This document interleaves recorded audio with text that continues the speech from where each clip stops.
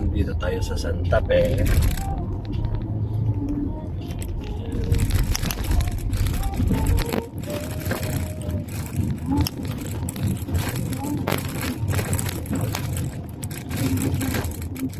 Ang lakas ng mga tricycle nila dito. Paakyat to sa bundok.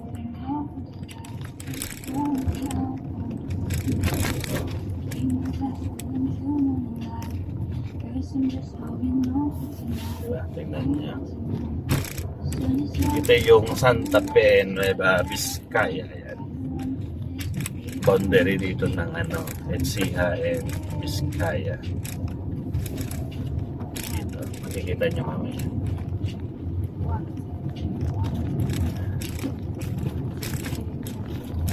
So, lakas ng motor, diba?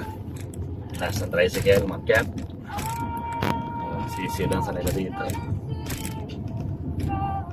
Ayan.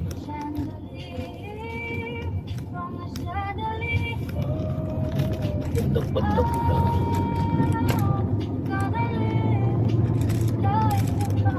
Overtake na tayo.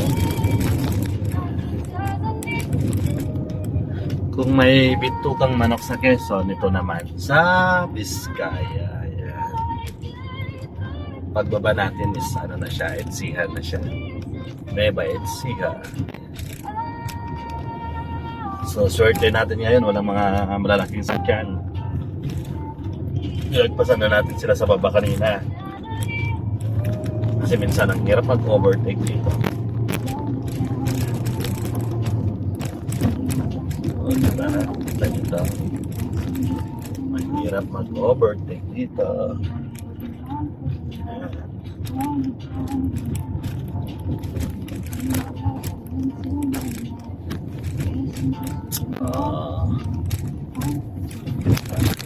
So ito yung sa tower nila. Yan. Sa taas yung tower yan. Under renovation yan. Ginagawa nila para sa mga tourists.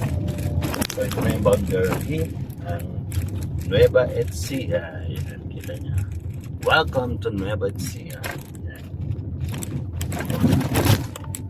O diba? Ang daming mga lubak-lubak.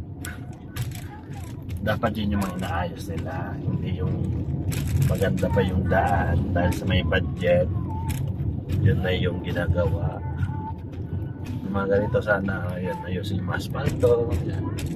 Yung mga butas-butas, aspaltohin lang siya ulit. Ayan. Kasi pag tuloy-tuloy ang ulan, puputasan yung mga asfalto na yan. So yan dapat mga ayusin nila. Lagyan lang ng aspalto, hindi yung binabakbak lahat. Kapatungan lang dapat ng aspalto yan para maging maganda siya ulit. O kaya ihukayin ng aspalto, then iluto nila ulit, tapos sakay balik. Ganon sana yung mga taga DPWH natin, ayun, sana nakikita nila yung mga butas-butas na hindi yung mga maganda pang daan, sila na nagbubutas para masira, diba? Bagong victory yun. Dito yung nalaglag na bus way back 2018 or 2019 yun. Mga 2018, daming namatay dito. Dito yung nalaglag, kaya nilagyan yan ng barikada. Meron na siyang bakod na makapal. Daming namatay nun. Ayan. Sarap mag-joyride dito pag nakamotor. Ayan.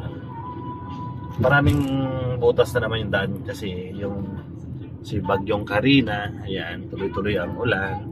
Siyempre lumalambot ang lupa kapag lagi natutuluan.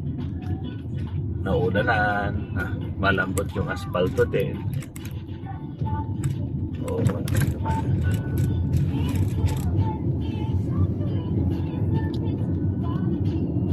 Sarap dito mag-joyride. Ayan na, mag-joyride kayo.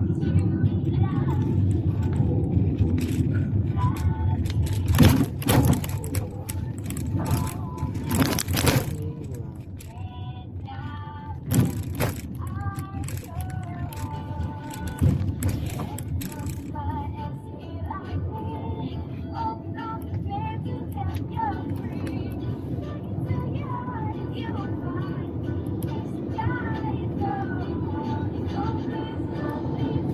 ito na yung tunnel. Ayan.